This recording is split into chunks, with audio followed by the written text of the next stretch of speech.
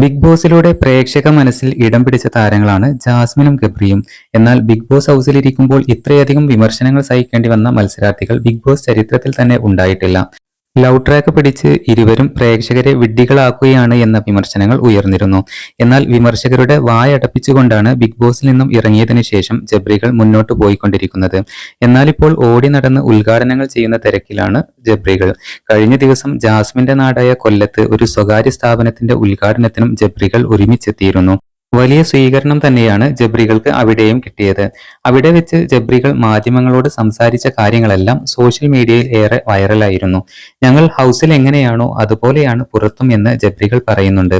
അതോടൊപ്പം തനിക്ക് ഏറെ ഇഷ്ടമുള്ള ഫീൽഡാണ് സിനിമ എന്നും ഗബ്രി പറയുന്നു. എന്നാൽ ജാസ്മിനും ഗബ്രിയും ഒരുമിച്ചുള്ള സിനിമ ഉണ്ടാവുമോ എന്ന ചോദ്യത്തിന് ഗബ്രി പറയുന്നത് ഇങ്ങനെ: ആർക്കെങ്കിലും എടുക്കാൻ താല്പര്യമുണ്ടെങ്കിൽ നല്ല സ്ക്രിപ്റ്റ് ആണെങ്കിൽ ആലോചിക്കാമെന്നും ഗബ്രി പറയുന്നു.